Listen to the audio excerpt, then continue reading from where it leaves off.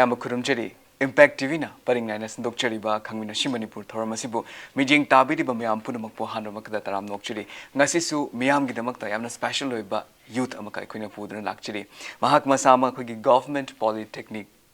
engineering college the 6th semester tambadanatana Manipur gi ihan hanba AI technology na power tauba khogi robot ama puthoraktuna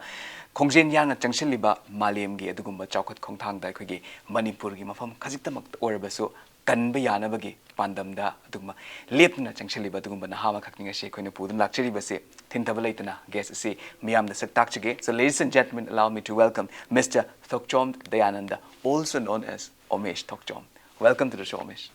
Ma'am, what am I Kurumjari? I know I have the 100K achievements is have that. I am initial stage to audios, okay, quick among the links in wave, quick robots have a target. AI na the mine, AI technology and mine power to robots and the initial stage to audio dubu have the Sigi initial stage, a stepping stone or a can the queen matang levels, Ma'am Sakaraka doing Sigi Siba achievements in the highway target. Omesh, a han boina, go impact TV make congratulations, have wise Omesh. Thank you. Thank you so much for this contribution, Omesh. Although Han with Omesh to get khangjaning base Omesh di myam loina ma khangna lerabani hojiktina try Facebook ta dagi to anba met platforms sing da kogi media sing da so Omesh ki wari ngakne khoina sanajari base adu Omesh se Omesh ki leifam sina kadai dagi noi ma baba gi mingna kari kawi dagi chinaun kya no habudi myam kranta khangna dri haba ta adu gi matang hana have you imai pa gi ming leifam ichina gi ming aigi babagi mingna Thokchom iwasawa ka adaga mamagi mingna Thokchom ebe aduga ai inaupa amagale aiga inaupa ga akoi ani kitane inaupa mingna Thokchom limension aduga leifamna phawak chawang lekai Imphal West ma'am college yodo Umesh da koina tazaba matam da de Umesh has a government polytechnic engineering college da adu minus 6th semester tammi na dumaina takjai ko adu kari stream da tammino adu gi matang da sutang higher education background se I mechanical hoji ki oina mechanical engineering diploma ne ko BTech na te aduga ai high school na keno da haure smart universal academy samajing kono da magi salaina random mo ko hoji pudi to gidra male ado aduga higher secondary na CC higher secondary asigi kono mangi da tore ado Umesh sigi matang sida khoi gi sibo ki level si yobu matam sida haiba tare ko khoi gi credit sidi kana kana da piwining credits mainly aigi mama ba na akoi je paisa ji yam wai wa haidi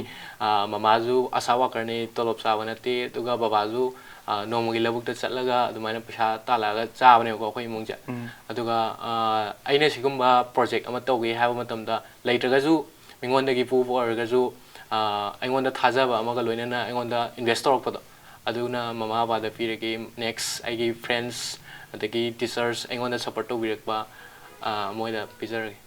yam nungai je imai pa gi matang da su panri matam su pungyam nungsi haba tare ko te ma pa tare kai kan like tam do tam kan let's just like a typical parents amoina dum to biram ba haba tare Omesh ki fam da di khwai da gi achobala na ma khak me haba tare akhoi gi aina to ge haba pot se thajana dumaina pukning changna hotna bibu da haba tare hotna rabadi ngam da daite haba se Omesh so dum takpiri haba tare Omesh ki ngasi gi success se khoi gi mama ba gi success ne impact bi na zo haizari Omesh ya nungai ji taza matam da ko ado Omesh wari se makha tarak poina ina mukhangjining ba se khoi gi robot se khoina sa ge kaina khalak pagi wakalon se sigi se kadai da gi lakhi bano habdi hojik su government polytechnic engineering college the 6th semester su tam me tai ko 6th semester have si loram dai gi tak tak ne ko matang du oiri ba ko na hojik se ado inspirations ne kadai da gi lo buno wakalon se kamai tor lakhi bano kamai sa ga lakhi bano du gi matang da su wari faza leram ga da mane wari review ai je ahamada quite fast ko adum harage makok de ahamada ai je class 11 CC 11 12 CC to re ko da 11 12 term da khai da ai je rental le ko adu matam de adum 24 hour mobile game da adum to la ko ne ko je adu ga covid na mar ga 12 so promotion pi thokre ko promotion pi de gi ai je yum da mo hale adu ga yum da hala kan da adu so adum game adum sana le ko mama ba na su ngang de ne adum miriam oi le khole na adu ga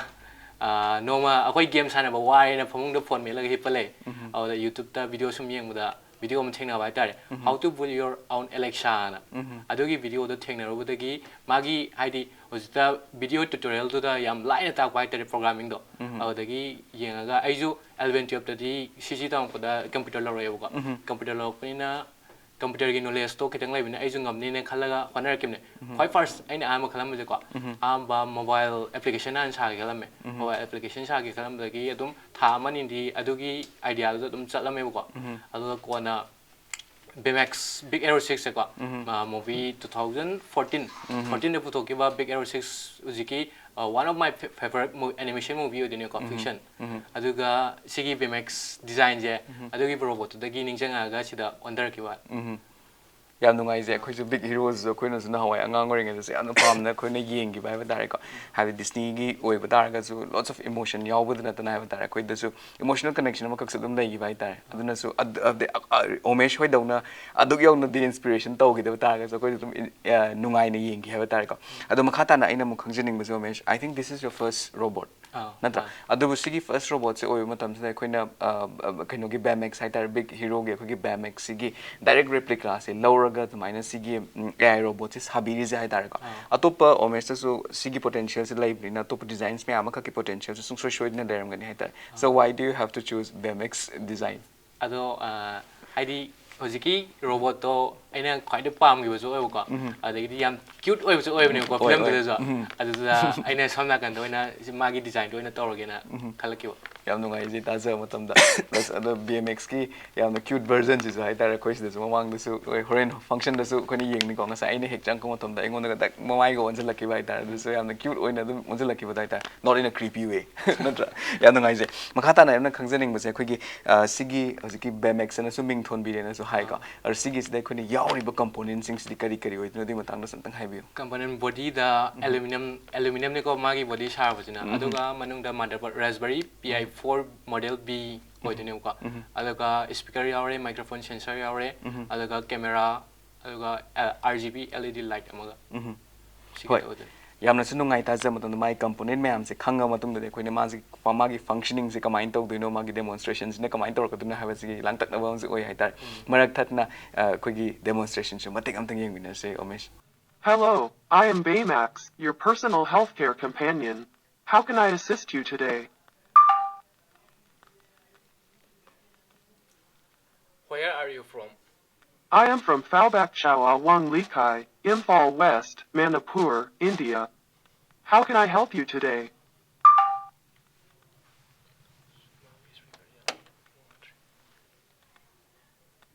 The elephant sounds like trumpet.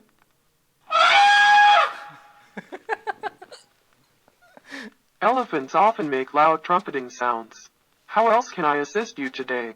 Okay, so hey BMX, can you please tell me how does the cat sound like? The cat sounds like meow meow. Cats typically make a meow sound. How can I support you further? Okay. Hey BMX, do you know there is a media house called Impact TV, which is based in Imphal? Yes, Impact TV is a popular media house based in Imphal, Manipur. How can I assist you today? Thank you so much, BMX. Can you please tell me why you are so cute? Thank you for your kind words. I am designed to be friendly and approachable. How can I assist you further today? Object detection using a 1.3 megapixel camera can be achieved through image processing algorithms and computer vision techniques. How can I assist you further with this topic? Can you please tell me which object is this?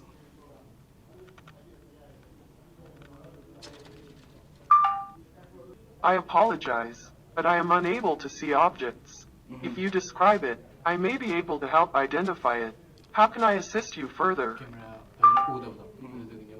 Okay. Well, this object is used to write on a paper. It sounds like you are describing a pencil or a pen, Okay. which are commonly used for writing on paper. Is there anything else I can help you with? Thank you so much, BMX. You guessed it right. Ado, koigi Omesh, koigi English studying after the conversation je tawre hai tare ko. The atopa language je conversation je taw da BMX je convenient to ibra kamai to. Oi, like Hindi, Tamil, adagidi Urdu je tum ngam ko. Atei foreign ki language me Korean, Japan, tumai lo ngam. Ado na koigi Hindi the demonstration am tang tawra yeng this ko. Urdu lai wa ma wang. Narito ako upang tulungan ka. Paano kita susuportahan ngayon? Bemex, can you please speak Japanese? Hi. Yes, I can assist you in Japanese. What question do you have? How may I help you today? What do we call book in Japanese? In Japanese, a book is called ben, pronounced as pun. Is there anything else you would like to know? ꯌꯥꯝꯅꯁꯨ ꯅꯨꯡꯉꯥꯏꯖꯩꯀꯣ ꯑꯗꯣ ꯁꯤꯒꯤ ꯃꯈꯥ ꯇꯥꯔꯛꯄ ꯑꯣꯏꯅ ꯑꯇꯣꯞ ꯑꯇꯣꯞꯄ ꯃꯥꯒꯤ features ꯃꯥꯒꯤ ꯑꯣꯕꯖꯦꯛ ꯁꯤꯡꯁꯦ ꯗꯤꯇꯦꯛꯁꯟ ꯇꯧꯕ ꯑꯗꯒꯤ ꯃꯥꯒꯤ ꯂꯦꯡꯒ꯭ꯋꯦꯖ ꯑꯩꯅ ꯉꯁꯥꯏ ꯍꯥꯏꯖꯈꯤꯕꯗꯣ ꯃꯣꯔ ꯗꯦꯟ 100 ꯂꯦꯡꯒ꯭ꯋꯦꯖ ꯍꯦꯟꯅ ꯑꯟꯗꯔꯁꯇꯦꯟ ꯇꯧꯒꯗꯣꯏꯅꯤ ꯑꯗꯨꯒ ꯃꯣꯔ ꯗꯦꯟ 30 ꯂꯦꯡꯒ꯭ꯋꯦꯖ ꯍꯦꯟꯅ ꯃꯥꯁꯦ ꯉꯥꯡꯕ ꯁ꯭ꯄꯤꯛ ꯇꯧꯕ ꯉꯝꯒꯗꯣꯏꯅꯦꯕ apart from this object detection ꯑꯗꯒꯤ ꯕꯨꯛ ꯔꯤꯗꯤꯡ ꯃꯌꯥꯝ ꯂꯩꯈ꯭ꯔꯦꯗꯅꯀꯣ ꯑꯇꯣꯞꯄ ꯐꯤꯆꯔꯁ ꯃꯌꯥꯝꯗꯤ ꯃꯥ ꯀꯩ ꯀꯩꯅꯣ ꯑꯦꯗꯤꯁꯅꯦꯜ ꯐꯤꯆꯔꯁ ꯀꯩ ꯀꯩ ꯂꯩꯔꯤꯕ ꯁꯤꯒꯤ ꯍꯧꯖꯤꯛ ꯐꯥꯎꯕꯒꯤ ꯏꯅꯤꯁꯤꯌꯦꯜ ꯁ꯭ꯇꯦꯖꯁꯤꯗ ꯍꯥꯏꯇꯥꯔꯦ ꯑꯦꯗꯤꯁꯅꯦꯜ ꯐꯤꯆꯔꯁ ꯍꯥꯏꯔꯒꯗꯤ ꯃꯉꯣꯟꯗ ꯌꯨꯇ꯭ꯌꯨꯕꯁꯨ ꯏꯟꯕꯦꯠ ꯑꯣꯏꯍꯜꯂꯀꯣ ꯌꯨꯇ꯭ꯌꯨꯕ ꯄ꯭ꯂꯦ ꯃ꯭ꯌꯨꯖꯤꯛ ꯑꯗꯨꯝ ꯏꯁꯩ ꯊꯥꯍꯟꯕ ꯉꯝꯃꯦꯕꯀꯣ ꯑꯗꯒꯤꯗꯤ ꯑꯇꯣꯞꯄ ꯀꯩ ꯍꯥꯏꯅꯤ ꯗꯤꯁꯄ꯭ꯂꯦ ꯄꯥꯜꯂꯝꯃꯒꯗꯤ ꯑꯃꯨꯛ ꯚꯤꯗꯤꯑꯣꯒꯨꯝꯕ ꯑꯗꯨꯝꯕꯁꯨ ꯑꯗꯨꯝ ꯀꯥꯞꯊꯣꯛꯍꯟꯕ ꯉꯝꯕꯅꯦ ꯑꯗꯣ ꯄꯥꯟꯗ꯭ꯔꯕꯅꯤꯅ ꯉꯝꯗ꯭ꯔꯦ ꯃꯌꯥꯝꯅ ꯁꯤꯁꯦ ꯑꯦ ꯑꯥꯏ ꯅꯠꯇꯦ ꯕꯤꯛ ꯑꯦꯂꯦꯛꯁꯥꯒꯨꯝꯕꯅꯤ ꯈꯣꯠꯄꯅꯤ ꯈꯔ ꯍꯥꯏꯕ ꯂꯩꯀꯣ ꯑꯗꯨꯗꯣ ꯑꯇꯣꯞꯄ ꯃꯦꯆꯤꯟ ꯂꯔꯅꯤꯡ ꯃꯌꯥꯝ ꯌꯥꯎꯔꯒꯤꯀꯣ Okay, I will play that machine song. ꯂꯔꯅꯤꯡꯒꯤ ꯇꯥꯡꯀꯛꯇ ꯃꯌꯥꯝ ꯌꯥꯎꯔꯦ ꯑꯗꯨꯒ ꯀꯦꯃꯦꯔꯥ ꯀꯝꯄ꯭ꯌꯨꯇꯔ ꯚꯤꯖꯟ ꯐꯖꯅ ꯑꯗꯨꯝ ꯄ꯭ꯔꯣꯒ꯭ꯔꯥꯝ ꯇꯧꯕꯅꯦ ꯑꯗꯣ ꯃꯀꯣꯛ I'm unable to play music, but I can provide information and support. How else can I assist you today? ꯄꯩꯁꯥ ꯃꯉꯣꯟꯗꯗꯤ ꯑꯃꯨꯛ ꯃꯈꯨꯠ ꯃꯈꯣꯡ ꯂꯦꯡꯍꯟꯕꯒꯤ ꯁꯥꯏꯠꯂꯣꯝꯗꯗꯤ ꯄꯩꯁꯥꯔꯣꯝꯗ ꯂꯥꯛꯑꯦꯕꯀꯣ ꯄꯩꯁꯥ ꯊꯥꯗꯗ꯭ꯔꯒꯗꯤ ꯑꯃꯨꯛ ꯌꯥꯗꯕ ꯑꯗꯨꯒ ꯃꯅꯨꯡꯒꯤ ꯋꯥ ꯉꯥꯡꯍꯟꯕꯁꯤꯗꯤ ꯂꯣꯖꯤꯛ ꯀꯣꯛꯇ ꯑꯣꯏꯅ ꯁꯥꯟꯅꯔꯛꯄꯅꯤꯅ ꯑꯗꯨꯃꯥꯏꯅ ꯇꯧꯈꯤꯕꯅꯦ ꯄꯩꯁꯥ ꯊꯥꯗꯔꯒꯗꯤ ꯑꯗꯨꯝ ꯃꯈꯣꯡ ꯈꯨꯠ ꯂꯦꯡꯍꯟꯕ ꯌꯥꯝ ꯂꯥꯏꯅ ꯊꯣꯛꯀꯅꯤ ꯑꯩꯉꯣꯟꯗꯗꯤ ꯑꯗꯣ ꯌꯥꯝ ꯅꯨꯡꯉꯥꯏꯖꯩ ꯑꯗꯣ ꯑꯁꯤꯒꯤꯁꯦ ꯍꯦꯟꯅꯁꯨ ꯉꯝꯕ ꯑꯣꯏꯕꯤꯌꯨ ꯍꯥꯏꯖꯒꯦꯀꯣ ꯑꯗꯣ ꯍꯧꯖꯤꯛ ꯌꯨꯇ꯭ꯌꯨꯕꯀ ꯃꯥꯒꯁꯦ ꯃꯥꯒꯤ ꯂꯤꯡꯛ ꯂꯩꯅꯩꯅ ꯑꯗꯨꯃꯥꯏꯅ ꯍꯥꯏꯕꯤꯈꯤꯕ ꯃꯇꯝꯗ ꯌꯨꯇ꯭ꯌꯨꯕꯀꯤ ꯑꯦꯅꯤ ꯚꯤꯗꯤꯑꯣ ꯑꯃ ꯍꯥꯏꯔꯁꯤꯅꯦꯀꯣ ꯁꯦ ꯐꯣꯔ ꯑꯦꯛꯖꯥꯝꯄꯜ ꯑꯩꯈꯣꯏꯒꯤ ꯃꯅꯤꯄꯨꯔꯒꯤꯁꯨ ꯃꯥꯒꯤ ꯇꯣꯉꯥꯟ ꯇꯣꯉꯥꯟꯕ ꯑꯩꯈꯣꯏꯒꯤ ꯚꯤꯗꯤꯑꯣ ꯃꯌꯥꯝ ꯑꯃꯈꯛ ꯂꯩꯔꯤꯗꯅꯀꯣ ꯁꯤꯁꯨ ꯑꯗꯨꯝ ꯃꯥꯅ ꯔꯤꯗ ꯇꯧꯕ ꯉꯝꯒꯗ꯭ꯔꯥ ꯀꯃꯥꯏꯅ ꯇꯧꯒꯅꯤ ꯁꯤꯒꯤ ꯃꯇꯥꯡꯁꯦ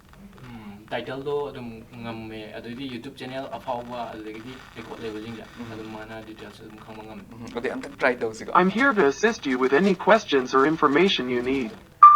Bemex, how to say do you went to school today in Japanese? Wait a moment. Do you went to school today in Japanese is? 今日は学校に行きましたか ꯌꯥꯝꯅꯁꯨ ꯅꯨꯡꯉꯥꯏ ꯑꯣꯃꯦꯁ ꯑꯩꯈꯣꯏꯅ ꯍꯧꯖꯤꯛ ꯌꯦꯡꯖꯈꯤꯕ ꯃꯇꯝꯗ ꯑꯉꯛꯄ ꯑꯃꯁꯨ ꯄꯣꯛꯑꯦ ꯍꯥꯏꯕ ꯇꯥꯔꯦꯀꯣ ꯑꯩꯈꯣꯏꯒꯤ ꯃꯅꯤꯄꯨꯔꯤ ꯃꯆꯥ ꯑꯃꯈꯛꯅ ꯁꯤꯒꯤ ꯂꯦꯚꯦꯜꯁꯤ ꯐꯥꯎꯕ ꯁꯤꯒꯤ ꯇꯦꯛꯅꯣꯂꯣꯖꯤꯁꯤ ꯌꯨꯁ ꯇꯧꯔꯀꯥꯟꯗ ꯁꯨꯃꯥꯏꯅ ꯁꯥꯕ ꯉꯝꯈꯤꯕꯗꯨ ꯔꯣꯕꯣꯠ ꯑꯃꯈꯛ ꯄꯨꯊꯣꯔꯛꯑꯦ ꯍꯥꯏꯕꯁꯦ ꯏꯅꯤꯁꯤꯌꯦꯜ ꯁ꯭ꯇꯦꯖꯁꯤ ꯌꯥꯝ ꯀꯟꯅ ꯑꯣꯏꯔꯤ but we hope and pray that you have a very bright future ꯅꯠꯇ꯭ꯔꯥ ꯁꯤꯒꯤ ꯄꯣꯇꯦꯟꯁꯤꯌꯦꯜꯁꯤꯐꯥꯎ ꯌꯧꯕ ꯇꯥꯔꯒꯗꯤ ꯑꯩꯈꯣꯏꯒꯤ ꯃꯥꯂꯦꯝꯒꯤ ꯊꯥꯛꯇ ꯑꯗꯨꯃꯥꯏꯅ ꯍꯧꯖꯤꯛ ꯇꯣꯉꯥꯟ ꯇꯣꯉꯥꯟꯕ ꯃꯑꯣꯡꯗ ꯄꯨꯊꯣꯛꯅꯔꯛꯏꯕ ꯃꯌꯥꯝꯁꯤꯗꯁꯨ ꯑꯗꯨꯝ ꯁꯤꯒꯤ ꯈꯣꯡꯖꯦꯜꯁꯤꯗꯁꯨ ꯑꯗꯨꯝ ꯆꯪꯉꯛꯀꯅꯤ ꯍꯥꯏꯕꯒꯤ ꯊꯥꯖꯕꯁꯨ ꯂꯩ ꯍꯥꯏꯇꯥꯔꯦ ꯑꯗꯣ ꯑꯩꯈꯣꯏꯒꯤ ꯁꯤꯒꯤ ꯃꯇꯥꯡꯁꯦ ꯑꯩꯈꯣꯏꯒꯤ ꯏꯅꯤꯁꯤꯌꯦꯜ ꯁ꯭ꯇꯦꯖꯁꯤꯗ ꯑꯩꯈꯣꯏꯅ ꯍꯧꯖꯤꯛ ꯗꯦꯃꯣꯟꯁꯇ꯭ꯔꯦꯁꯟꯗꯤ ꯎꯕꯤꯈ꯭ꯔꯦ ꯍꯥꯏꯇꯥꯔꯦ ꯑꯗꯣ ꯑꯩꯈꯣꯏꯅꯗꯤ ꯌꯥꯝ ꯏꯝꯄ꯭ꯔꯦꯁ ꯇꯧꯔꯦ ꯑꯦꯖ ꯑ ꯑꯍꯥꯟꯕ ꯑꯣꯏꯅ ꯎꯖꯕ ꯃꯇꯝꯗ ꯑꯩꯈꯣꯏ ꯁꯤꯐꯥꯎꯒꯤ ꯂꯦꯚꯦꯜꯁꯤꯗ ꯁꯨꯃꯥꯏꯅ ꯇꯧꯕꯤꯔꯛꯄꯁꯦ ꯑꯗꯨꯕꯨ ꯑꯦꯖ ꯑ ꯔꯣꯕꯣꯇꯤꯁꯤꯁ ꯑꯃ ꯑꯣꯏꯅꯗꯤ ꯍꯥꯏꯕꯗꯤ there is I am very sure that there is always an area for improvement ꯅꯠꯇ꯭ꯔꯥ ꯑꯗꯣ ꯀꯔꯝꯕ ꯑꯦꯔꯤꯌꯥꯗꯗꯤ ꯁꯤꯒꯤꯁꯦ ꯕꯦꯃꯦꯛꯁꯦ ꯀꯥ ꯍꯦꯟꯅ ꯏꯝꯄ꯭ꯔꯨꯚ ꯇꯧꯕ ꯌꯥꯔꯤ ꯍꯥꯏꯕꯁꯦ ꯁꯤꯗꯤ ꯂꯩꯕꯤꯗꯨꯒꯤ ꯃꯇꯥꯡꯗꯁꯨ ꯍꯥꯏꯕꯤꯌꯨ ꯑꯗꯨꯗ ꯃꯥꯒꯤꯗ ꯄ꯭ꯔꯣꯁꯦꯁꯤꯡ ꯈꯤꯇꯪ ꯇꯞꯄꯦꯕꯀꯣ ꯄ꯭ꯔꯣꯁꯦꯁꯤꯡ ꯈꯤꯇꯪ ꯊꯨꯒꯠꯍꯟꯕ ꯑꯗꯨꯒ ꯃꯥꯒꯤ ꯃꯨꯚꯃꯦꯟ ꯑꯩ ꯁꯤ ꯄ꯭ꯔꯣꯇꯣꯇꯥꯏꯞ ꯑꯣꯏꯅ ꯄꯨꯊꯣꯛꯈꯤꯕꯅꯦꯕꯀꯣ ꯄ꯭ꯔꯣꯇꯣꯇꯥꯏꯞ ꯑꯣꯏꯅ ꯄꯨꯊꯣꯛꯈꯤꯕ ꯑꯦꯁ ꯋꯦꯜ ꯑꯦꯁ ꯏꯟꯚꯦꯁꯃꯦꯟ ꯂꯩꯈꯤꯗꯕꯅ ꯃꯥꯒꯤ ꯃꯨꯚꯃꯦꯟꯁꯤꯁꯨ ꯉꯝꯈꯤꯗ꯭ꯔꯦꯕꯀꯣ ꯑꯗꯨꯗꯨꯅ ꯄ꯭ꯔꯣꯇꯣꯇꯥꯏꯞ ꯑꯣꯏꯅ ꯄꯨꯊꯣꯛꯑꯒ ꯑꯣꯡꯂꯤ ꯃꯨꯚꯃꯦꯟꯁꯦ ꯃꯥꯒꯤ ꯃꯀꯣꯛꯁꯦ ꯑꯗꯨꯝ ꯐꯣꯂꯣ ꯇꯧꯍꯟꯕ ꯍꯥꯏꯇꯥꯔꯦ ꯃꯥꯒꯤ ꯏꯟꯇꯔꯦꯛꯁꯟ ꯑꯣꯏꯔꯕ ꯍ꯭ꯌꯨꯃꯦꯟ ꯍꯥꯏꯇꯥꯔꯦꯀꯣ ꯑꯗꯨꯗ ꯐꯣꯂꯣ ꯇꯧꯍꯟꯕ ꯈꯤꯇꯪ ꯑꯣꯏꯍꯟꯈ꯭ꯔꯦ ꯑꯗꯨꯗꯨꯒ ꯁ꯭ꯄꯤꯠ ꯊꯨꯒꯠꯍꯟꯕ ꯑꯗꯨꯒ ꯃꯩꯇꯩꯔꯣꯟ ꯍꯥꯞꯆꯤꯟꯕ ꯁꯤꯗ ꯑꯣꯏꯅ ꯃꯦꯟ ꯐꯣꯀꯁ ꯇꯧꯔꯒꯦ ꯈꯜꯂꯦ ꯑꯗꯣ ꯃꯩꯇꯩꯔꯣꯟ ꯍꯥꯞꯆꯤꯟꯕ ꯍꯥꯏꯁꯦ ꯉꯁꯥꯏꯁꯨ ꯑꯩꯈꯣꯏ ꯃꯌꯥꯝ ꯋꯥꯔꯤ ꯁꯥꯟꯅꯔꯝꯃꯤꯅꯦ ꯃꯩꯇꯩ ꯃꯆꯥ ꯑꯃꯅ ꯔꯣꯕꯣꯠꯁꯦ ꯁꯥꯔꯀꯥꯟꯗ ꯑꯩꯈꯣꯏꯒꯤ ꯃꯩꯇꯩꯔꯣꯟꯁꯦ ꯀꯃꯥꯏꯅ ꯈꯪꯗꯦ ꯍꯥꯏꯔꯤꯅꯣ ꯀꯥꯏꯅ ꯑꯩꯈꯣꯏꯅ ꯈꯪꯗꯕꯩꯁꯤꯅꯤꯀꯣ ꯎꯃꯦꯁ ꯑꯩꯈꯣꯏꯅ ꯍꯪꯉꯤꯁꯦ ꯑꯗꯣ ꯁꯤꯒꯤ ꯑꯦꯛꯁꯄ꯭ꯂꯦꯅꯦꯁꯟꯁꯦ ꯔꯣꯕꯣꯇꯤꯁꯤꯁ ꯃꯁꯥꯃꯛꯇꯒꯤ ꯈꯪꯖꯒꯦ ꯀꯔꯤꯒꯤꯅꯣ ꯗꯤꯐꯤꯀꯜꯇꯤꯁ ꯂꯩꯔꯤꯁꯦ ꯃꯩꯇꯩꯔꯣꯟꯁꯦ ꯈꯪꯅꯕ ꯍꯣꯠꯅꯕ ꯃꯇꯝꯗ ꯕꯤꯀꯣꯁ ꯑꯩꯈꯣꯏꯅ ꯁꯥꯖꯕꯅꯤꯅ ꯑꯩꯈꯣꯏꯒꯤ ꯑꯣꯟ ꯂꯦꯡꯒ꯭ꯋꯦꯖꯁꯦ ꯈꯪꯉꯛꯄ ꯇꯥꯔꯒꯗꯤ ꯑꯗꯨꯒꯤꯁꯨ ꯅꯨꯡꯉꯥꯏꯕ ꯑꯃꯈꯛꯁꯨ ꯂꯩꯒꯗꯣꯏꯅꯦꯕ ꯅꯠꯇ꯭ꯔꯥ ꯑꯗꯣ ꯁꯤꯗ ꯀꯔꯤ ꯗꯤꯐꯤꯀꯜꯇꯤꯁ ꯆꯦꯂꯦꯟꯖꯦꯁꯇꯤ ꯊꯦꯡꯅꯩ ꯑꯗꯨꯒꯤ ꯃꯇꯥꯡ ꯂꯦꯡꯒ꯭ꯋꯦꯖꯀꯤ ꯃꯇꯥꯡꯁꯦ ꯑꯩꯁꯦ ꯑꯍꯥꯟꯕ ꯈꯜꯂꯦꯀꯣ ꯑꯩꯁꯨ ꯄꯨꯔꯥ ꯐꯖꯅ ꯖꯦꯔꯣꯗꯩ ꯍꯧꯔꯛꯄꯅꯦꯕꯀꯣ ꯑꯗꯨꯅ ꯑꯩꯅ ꯑꯍꯥꯟꯕ ꯈꯜꯂꯦ ꯃꯩꯇꯩꯔꯣꯟ ꯊꯣꯛꯍꯜꯂꯒꯦꯅ ꯗꯥꯏꯔꯦꯛ ꯈꯜꯂꯝꯃꯦꯕꯀꯣ ꯑꯗꯨ ꯁꯨꯝ ꯑꯩꯅ ꯌꯦꯡꯉꯨꯔꯀꯥꯟꯗ ꯑꯩꯈꯣꯏꯒꯤ ꯃꯩꯇꯩꯔꯣꯟꯒꯤ ꯇꯦꯛꯁ ꯇꯨ ꯁ꯭ꯄꯤꯆ ꯍꯥꯏꯗꯤ ꯋꯥꯍꯩꯗꯒꯤ ꯚꯣꯏꯁꯇ ꯑꯣꯟꯊꯣꯔꯛꯄꯁꯦ ꯃꯩꯇꯩꯔꯣꯟꯒꯤ ꯃꯩꯇꯩ ꯃꯌꯦꯛꯇ ꯀꯣꯛ ꯁꯝ ꯏꯕꯁꯦ ꯁꯤꯗ ꯚꯣꯏꯁꯇ ꯑꯃꯗꯣ ꯀꯣꯛ ꯁꯝ ꯑꯅ ꯍꯥꯏꯔꯛꯇꯣꯏꯅꯦꯕꯀꯣ ꯑꯗꯨꯒꯤ ꯁꯣꯐꯠꯋꯦꯌꯔꯁꯦ ꯍꯧꯖꯤꯛꯀꯤ ꯑꯩꯈꯣꯏ ꯃꯅꯤꯄꯨꯔꯒꯤ ꯑꯣꯏꯅ ꯃꯩꯇꯩꯔꯣꯟꯒꯤ ꯑꯣꯏꯅ ꯂꯩꯇ꯭ꯔꯤꯕꯀꯣ ado adagi amuk speech to text sisu software ne ko speech to text ai jina akoina ngangi balon ja amuk word to ni thon ne ko meteron da adugi sigi software ni je leite ko ai a ma si leite khalak ko matam da thawai je am nungai te ko ai di mi gi atopa mafam dana AI to AI keno to gre compare to ba hor gre ko competition hor gre hojik che dum thaina s of computer ha ma jojik s of AI haina ra ne ko adu yor ba matam mo to Manipuri smaina adu ki matuk name lem ba ja ai thawai am ngai de adagi hojiki software ni do any sha ge na khalai adu saraga keno meteron thon ba ngamuk ne ko yam nungai je have the su sa ba su ngam ba su oi view have tar plus akhoi gi ngam su ngam kani have gi thaja ba su masung thona su effective na su pijeri ko si marak that na mo ina hangjening ba je the ai gi mind dum have the different questions me am ka dum pop tor la tar ai na mamang da tv da ugi matam da bmx se sumai dum ugi tar but akhoi naksal la yeng matam da akhoi na sa aluminium na sa ba kot pa me am ka lei hai tar yam na minute details me am curving ga se me am phasna direct replica of a bmx ne hana amaduna bubble oi one sina aluminium na orak pwane ko adu sigi both hardware and software hai dare ko have the sigi magi outer component ga inner component ga mayam sigi tongan tongan ba raw materials mayam khakte dum assemble torom ga doine sigi raw materials mayam sidi kadai dagi lobi adu su raw materials manung de ba motherboard adegi di camera si mayam jina motors ko makok lei ba motor sange ko ngasai ji thar me mangai ba ado motors asigumba speaker jina Amazon adegi di atei website ga tawre aduga aluminium jina aina babada hai kanda babana dukan chalaga mana thiraga layer propne rang kamna ba aduga ya no ngai ta zo matam da have the family involvement yo vi rak pajina tra sina keno hai tare yamna su success oi gi bani hai jage ko ado si bobu ki keno si da have the kam queen di changi u me si sar ko matam si sa ba hor pade 21 gi June July adwa de hore ko aduga sa ba loi bana 23 ki March yaksang manung de loi yaksang ka thok tabi dum sa ba loi sang re ko aduga sa ba loi chala kanda putho je na akoi college ki oja ga haina kanda me gi date 11 23 oi jeni ko awda putho je na haina kanda lan tok sala kwa dare aduga haina ba numit na ko ai daw ji yam ya de ko ai masana akoi na me gi date 3 ja college ta oja ga meeting taraga oja ga na news channel jing da invitation letter head letter pi na ba na hairab ne ko nongalaga pi ba chat ke toy nga da lan tok bu de dum to khre ko aduga net chu thingjan gim na makha development jo tau gi re de dum ado si bobu ki level su gi orkanda koina su have the patient oine yam na ngai rak pa have tar ko sina se hen magun leibu rong ni ko have the Manipur gi hojik chahi ama muk ne bmx na ngai re se sa phong lak tringai chahi ama muk ne ba ngai re se ana sumaina sa phong lak tringai chahi ama ngai ran kan handak ki April ji da have tar sa phong ko matam se have the yam puna mak se loi mak se ga kai na dum maming chat kre have tar ko yam na su nungai ji ta za matam da le makhata na mo ina khangjaning ba se BMX aina han sum paza matam the more than 100 language hena khangi hai tare mo understand tauba amasung 30 language hena speak tauba ngam hai tare sigi je ar sigi technologies na kai oi do no ado akoi gi India gi su language me am khak lei de no ko ar sigi si su dum moi understand tauba ngam ra kamai tau ya du habi ayamba dum ngame ko haidi aina season ba ojiki voice ki software jina open source oin lai bane Python gi library Google text to speech sana Google gi oi bane ko open source oina mayam da season ba yana ba thadokpa moi gi documentation matung ina hayak bane 120 plus language de understand tawanga me ko aduga ngang wajina 30 plus aduga singa me jina Google translator adudagi tawga tawpane yamna su nungai ta zo matam da ko ado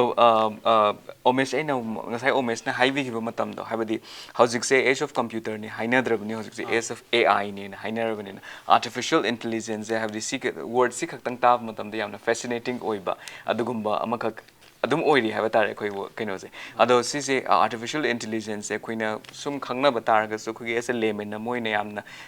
khane yamna athen ba mong na khangnai haba tare ko robotics ama khak ki perspective ta gi koina sum ta janing e artificial intelligence kai oi no kitang explain to wi ya robots ki site ta oi ga di ko atai tai mafam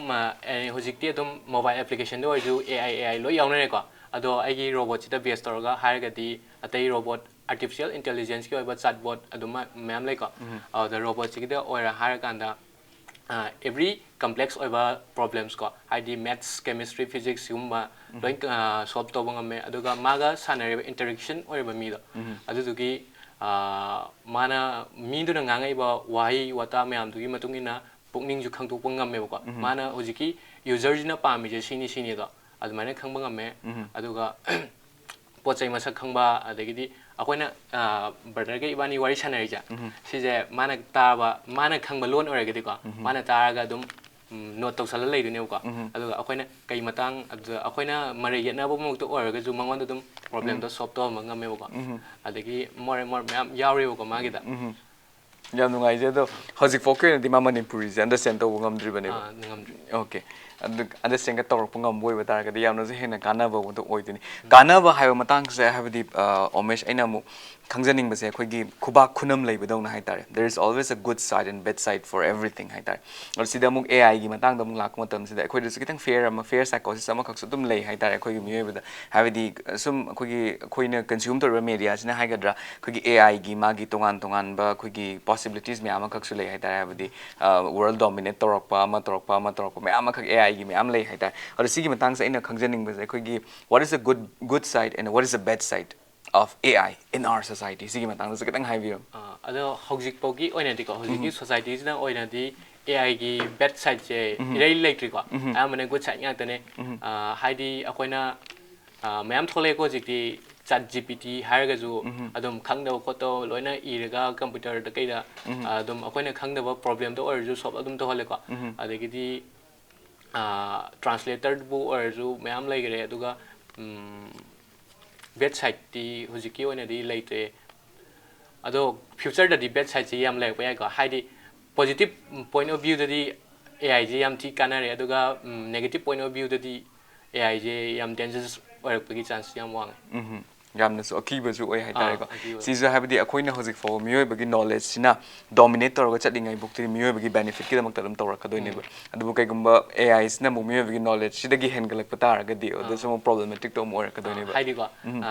negative higher kanda akoina dum hozik tagi dum oin ge ju yai ko yai habdi akoina programming to matam da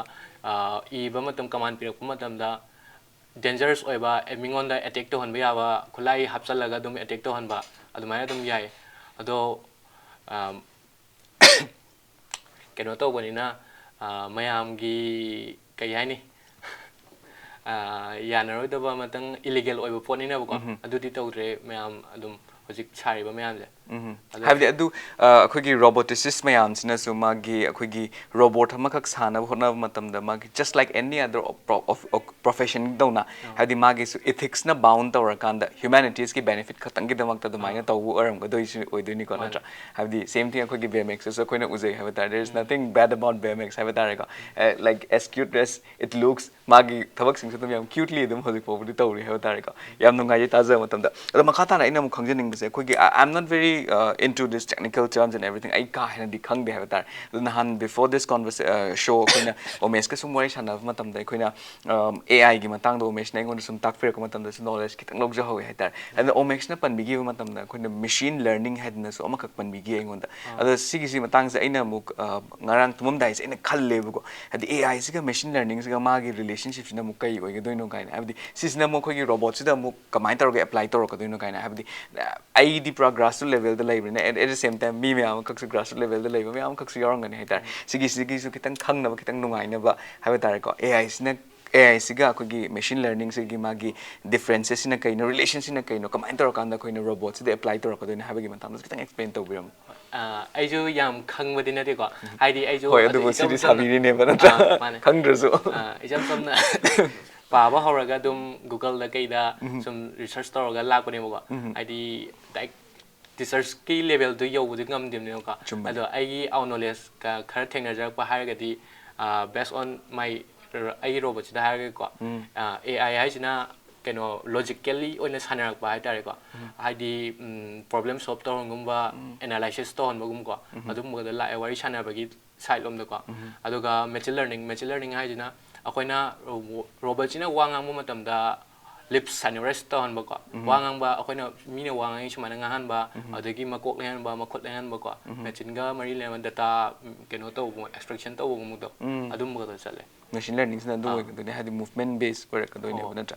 yam nungaise umesh aduga makha tarakpada koina c gi level se yongna bhona matamda habdi chahi ju me amakak changi haba tare ko si shana bhona matamda plus even launch tongna matamda fawbada koi gi hajik present crisis ina sudum hit tawge hai tare different level of difficulties me amakak ne umesh na face tawgi base ado aina muk particularly c gi robot si bawa c level si bawa yongna bhona ko da haba tare ko challenges and difficulties me amakak trial and errors me amakak to leram do mal as I see torge assemble torge har kan the functioning the yar ka da bana te hai tare on a different challenges me amakak leram do mal adugi wari review tazening hai tare have the port kudimak se ekta ilai na mathate thadarak na te hai bu adugi matang da sa hai view ahamba robot sumaina sabagi wakhan lakpuje ko sidagi aina mama bada hari mama bada har kan da ai ahamba ko ai laptop leram de ko device sumaina sana ba device leram de ko au da akoigi kaka tomba oidene moigi desktop amle ko desktop to li re ko li bina mara ga sumaina hojik processor ke ga to ni marina programming da ware ko do wabdagi yade to ebo ko to kanda ai je adum kanda di aina sigi polytechnic ta tamri ko tam adu tamba hora kanda ai je mo chatok chajin farak ta waina cheche akoi naga panda cheche bachau yai magi che masanu bini ko ado moida leire tha semester amarom ko adu leibada moigi desktop among leirme moigi da aduna khara fabnina aduda tawba hore ko ai adudagi mathang mathang torokpana first term loirak pumatan jada ai yumda mu halakpane yumda halakpada kaino leitamina ai laptop to leram de leitamina imanaba mayes ka web ko ma hoji akoga taminari magi laptop tagi wire ga seasonar me buka seasonar da mai du mu processor name ni na ngai tabdagi ai ge mu leiba hata ai bisu paisa leitamina mingon dei khara puraga mai leikimne aduga samathang matang saba hore kanda mu programming gi site haraga ko programming to matam ja yang wai ko ahama khangdamina ko fra zero dagi horpgi tap ta basic knowledge kitang lek ko programming ja aduna yang wa na tore problem ma solve to na hona da ko tha ani yong ko changba yaw programming da dagi programming gi site loi kanda ayamba saruk run tore khang kana laptop ta na loina run to homni ko adu run tore khang kanda motherboard robot happy motherboard adagidi magi parts me am de leina hona da mo kayani paisa leita bodo ka adugi among ngai thonga sin among tonaraga leire adagidi paisa leita ngai mathak da hojiki motherboard che limited stock among oisalak ko limited stock oisalak paina magi limited stock tha matam je normally amom tang tha ne ko pung amaga minute something agai do oibne moi stock tha matam da oigi tum do ga ngai ga stock to kak tine ko adu ka kan da hojiki motherboard jo ka phajana adagi changkhat pa horok pane aduga adum robot che sibo gi level sibo to lei ha badare ko or sibo gi level sibo to lei ngai su omesh ne area of improvement meangi matang di me amaka haibi gra dai even from khogi ai gi perspective ta khogi Manipuri language understand to hon baduna to me amaka khogi there are many ways we can improve bmx ha badare ko sidi aina khoina zum jo matam umesh ki chin da taza matam it's just initial stage ani hojik lei jai tar or sigi matang se khogi concerned authorities sing the have it as a roboticist a very young roboticist who has a very bright future have it sigi side khogi concerned authorities sing the gidi kadi expectation to we kari to honing kaigumba adugi expectation to fulfill to watar ga khogi sigi omeshna paikhat pi project se mai hena pa ka doine natra kari expectation le dig matang sa heavy ado ai gi site gi government gi site gi har ga di ai khitang natna atopa mamang da brothers me anu sabi gre ko atei ev or robots or drones or me am sagre adumana innovative idea leiba youth sing da ko hana miyeng changbiraga akoi gi technology Manipur je pura hojik haragadi ai sigumba adagidi technology lam da di field da di pura zero da leiba ga samane ko mi to po yeng na rade chumbane adutuna sigumba da khitang chawkhalak na ba government na khitang miyeng changaninge adu kitang hierarchy hoi hena su have the youth ma'am is important of matam the knowledge empowerment is quite important empowerment am kan because youth is the resource of the nation have tare ko sigi khogi omesh ki amna value laiba dugumba wa hai ji impact na thong cha jara kanda mari leine ba concern authorities in the si hon jaba ngam jige ado omesh aina muk khangjening base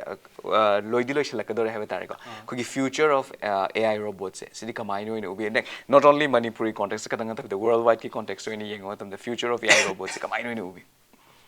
future of AI robots ko kaino na so hai Elon Musk na so hai ko AI is far more dangerous human being na ko ado ai gi wakhan du sum gadaba male adi kaitang mina la hujiki lan ya to tore ko amana robots to robots army tholak pa ya bagi chance wang ko adagi di scientists or ju maybe wakal fatta badagi oigera na tragana gun point oigera scientist to oilaga ju adumaina dangerous oiba robot ma'am sahalaga lan to paju adum possible oina khale aduga ama side amarom da ko AI na mi gi thabak mahut chilaga thabak tawni kholane je ado ai wakhan di siam lalak kadra di khale ko kadra khale di person tractor thola ga lomi dagi mahut chilaga tractor na thabak su gane to leite ko ado haidi tractor thola ga thabak ti yangjal le ko thabak ti yangjal le ado lomi dugi mahoti sinde ko ayamna ado mana AI thola ga akoina to ba haidi ise hujik che dum problem ma solve to ba ngam da ba or question ma khang da ba dum AI da dum hangaga dum khange ko ado mana le Havadi hena miyo be humanities hena mateng pang kani havani humanities dominate to winning after all AI is also an invention of human beings and high whenever na yam na se faze have that was a key example this am strike the way koi de ta za matam da fortune technical tholak pata ga so ki farmers di akoi na magi ma thog du dum tauri have se sigi matang do sam nungai je akoi na lairamba fear psychosis have that have the AI dominate or kan da koi to anton Hollywood movies ke yeng matam the AI ne plus dominate or kan the humanities plus mangiba adu possibilities me am da have the umesh ki ngasi gi wahi sina have tar khitang do was east away have tar umesh do wahi shaning budi me am khak lei have tar ko adu khoi gi show sina khak na matam oi wena kuina pumen pawme na budi function dori in khalai ba na ha sing sida umesh kari message to pining as a roboticist of our state money ado me am da ina pining message sar ga di ai je dum 24 hour matam ha laga game sa yum gi thabai ngang tok dabi mama ba gi matik pang dabi game da dum sanar le mane ko adum 24 hour phone da dum game sanar le pa ju Facebook am pai Instagram pai YouTube am yeng adumai to le mane ado